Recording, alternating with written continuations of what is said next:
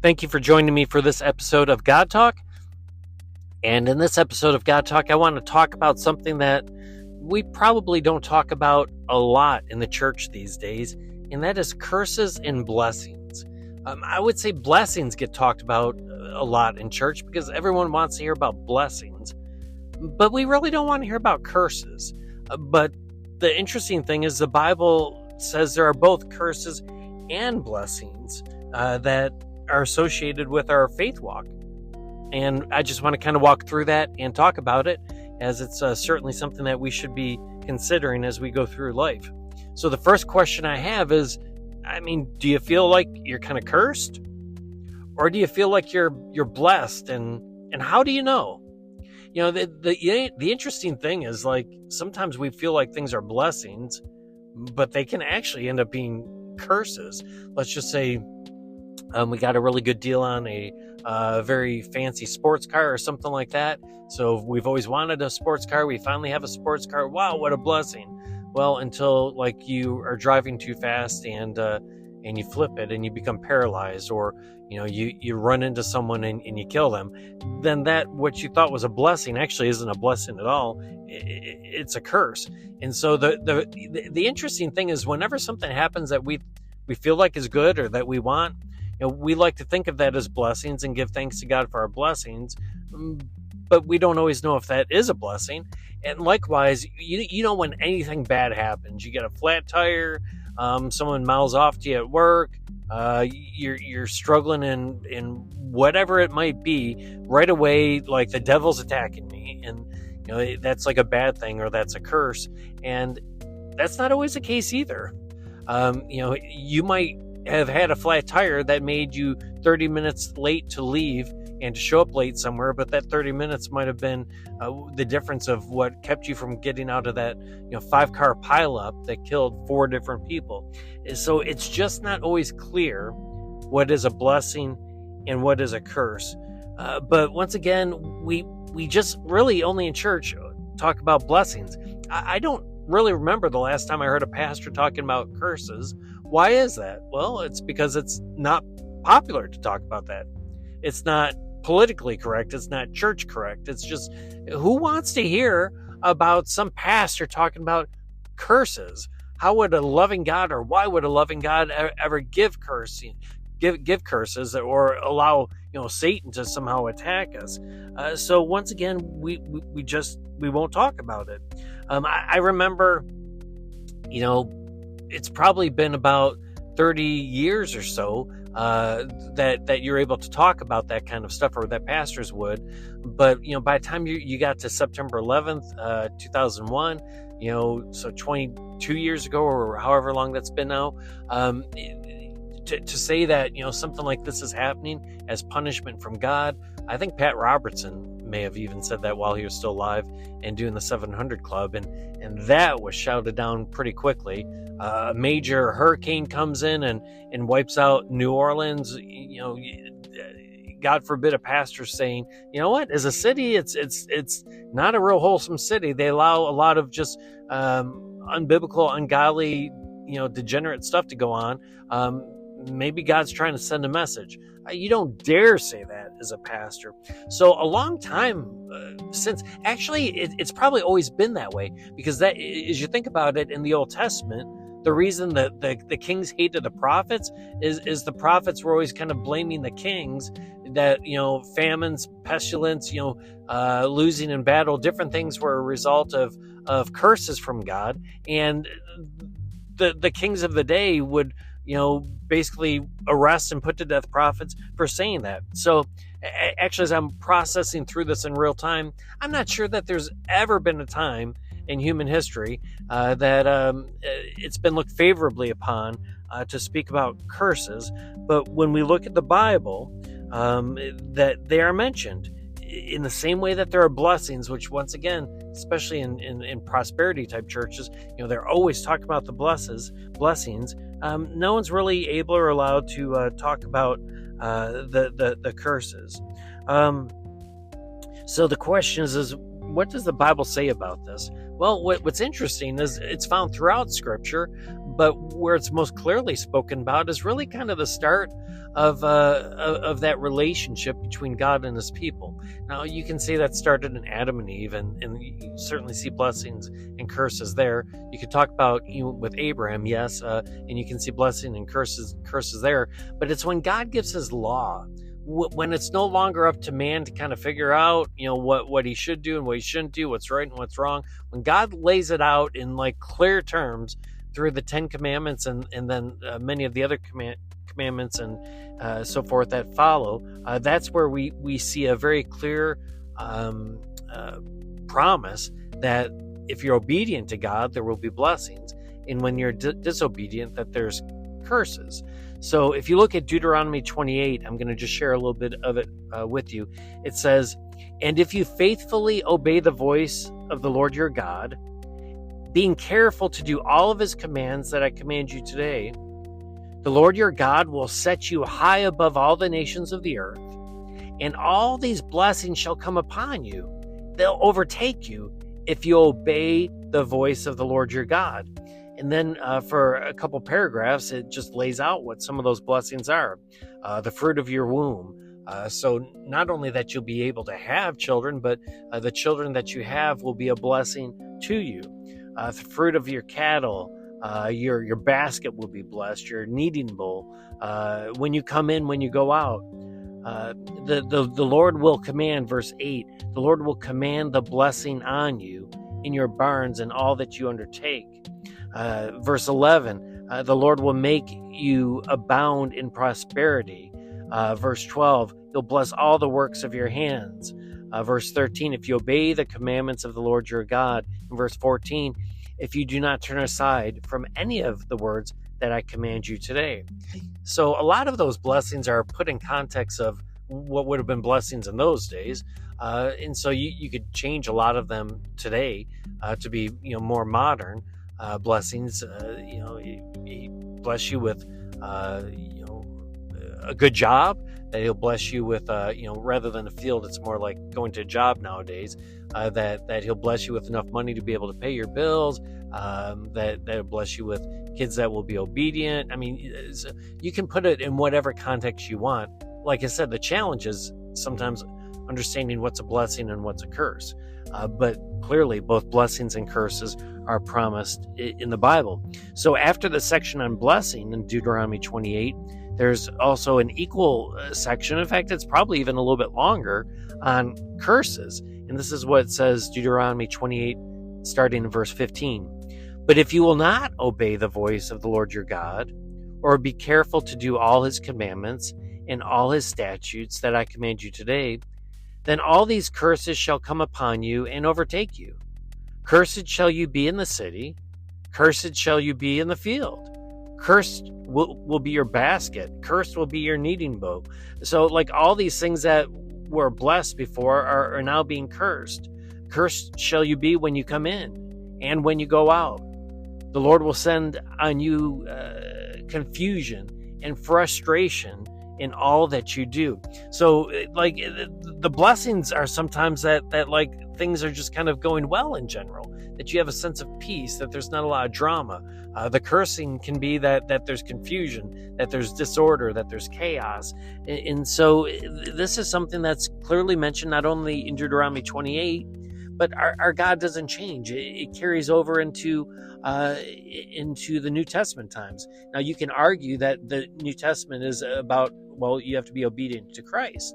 And if you're obedient to Christ, those blessings will come. And if you're not, they won't, which is true. But Jesus says that, if you are going to follow him or obey him, you must obey the Father, and that he hasn't come to erase the law and that none of it has changed. He's just come to fulfill it. So if we're followers of Christ, we're still going to do God's will, which hasn't changed from the Old Testament to the New. And there's blessings when we follow it, and there's curses when we don't. I think that's true for people and, the children of God, but I think it's also true in terms of churches. But just so that we can understand it and maybe process through it and see how it's relevant to the way that we're living our lives, think of it like parenting. Now, when I was a parent, my kids are older now, but when I was a parent, I would punish unhealthy behavior. I would punish dysfunctional behavior, and I would reward good behavior.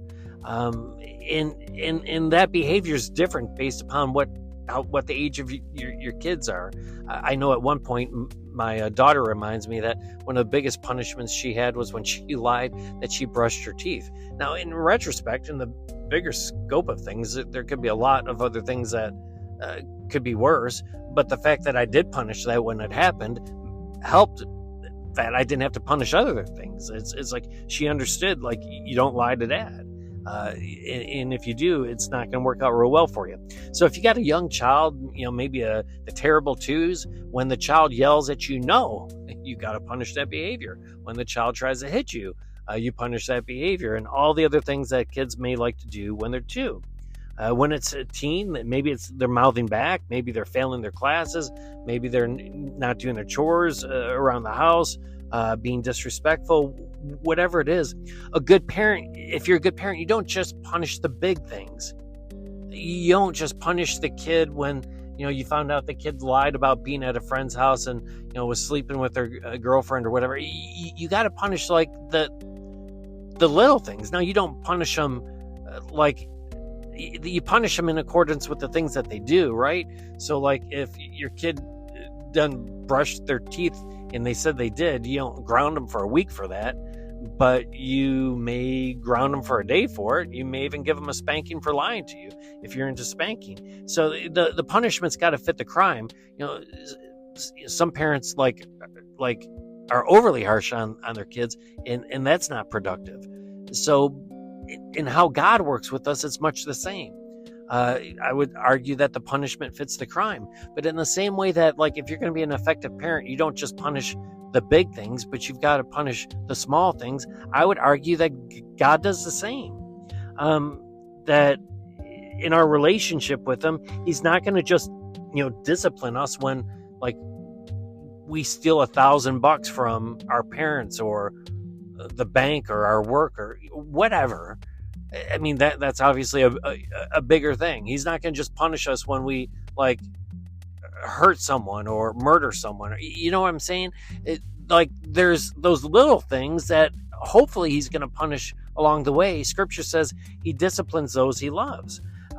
So it's going to be in kind of the small things that that we may be under the curses of God. Maybe it's when we're at the store and we're checking out this hot woman that belongs to another man, and like we're not thinking anything of it, but we just know our life is frustrated all the time and we can't figure out why. He might be disciplining us because we have a hardened heart. Like, God can see our heart. Like, he can see when we're mean, when we're nasty, when we're angry, when we're bitter, when we're all these different things. Now, we don't think anything about it. We don't feel like necessarily we're sinning against God or whatever. It's just stuff we're kind of holding inside. Well, God sees that. And if he disciplines those he loves, if you love your kid enough to punish the more minor things that they're doing so that they don't do the more major, then God's going to punish that on us. There's going to be curses for disobeying what his word says and what his commands are. He can discipline us on the way that we talk. Maybe we get real foul-mouthed around our friends. Once again, we can't figure out why, like, we're just miserable in life and this is going on that, but we don't see a connection between the way that we talk and, like, some of the frustrations that we're feeling in our lives. Not to mention the movies we watch, the music we listen to, how much we drink. Listen, maybe we're like, hey, I never drink and drive, but yet you're always kind of drinking to excess, and you don't see a relation to that to how things are going in your life. So I think the challenge is I think a lot of us are going around really frustrated with life, but what we don't realize is, like, part of that is just that discipline in those curses that come because of our disobedience. Once again, I can give you a million examples on the blessing, but on that, listen, preachers cover all the time, but I don't think we cover this angle of it. In the same way, when we're faithful and obedient, God gives blessings. What are those blessings? Honestly, those blessings are unique to the person. Just like when you have like 3 children, they all care about things differently. And one person might get really excited about a lollipop, but the other one would get way more excited about an ice cream sandwich. Well, if you give the one that's excited about a lollipop and an ice cream sandwich, it's not much of a reward. So God's going to bless us all differently.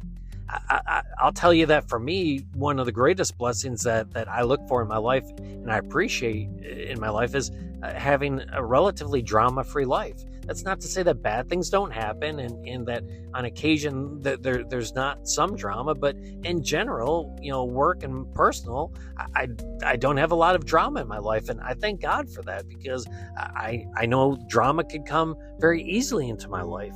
I know a lot of pastors who struggle with drama in their lives, especially in their congregation. I know how well I have it, and I'm very thankful for God for that blessing. So for me, that's what's important. Maybe for other people, it's more monetary or having a nice house or toys or different things like that.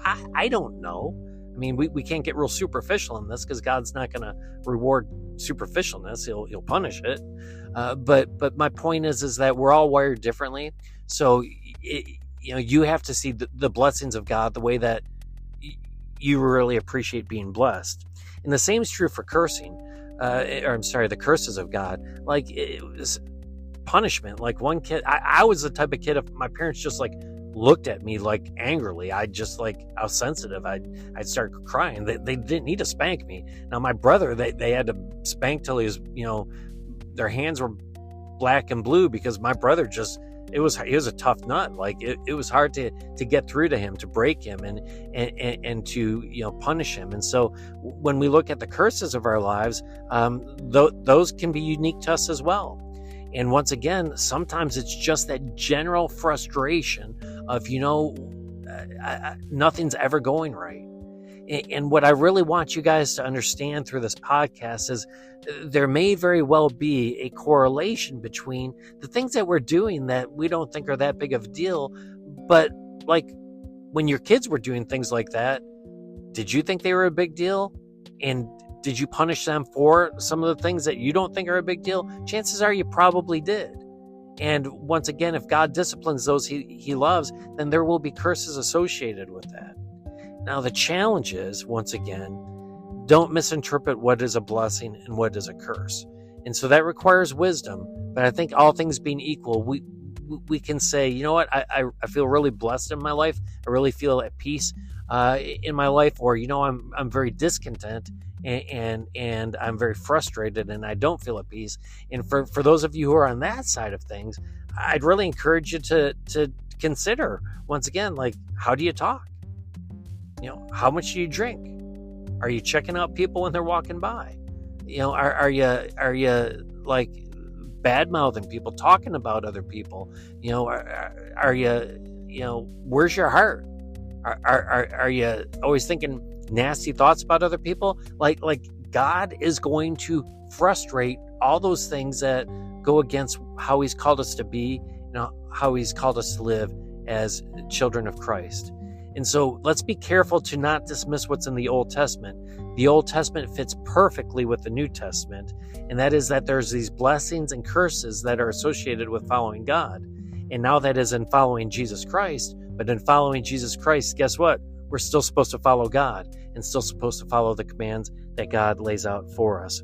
So just some food to think about, that in fact, even though you don't hear about curses in church anymore, and you hear about blessings, that there are both blessings and curses. Thank you for joining me for this episode of God Talk, and I hope you have a wonderful rest of your day and week.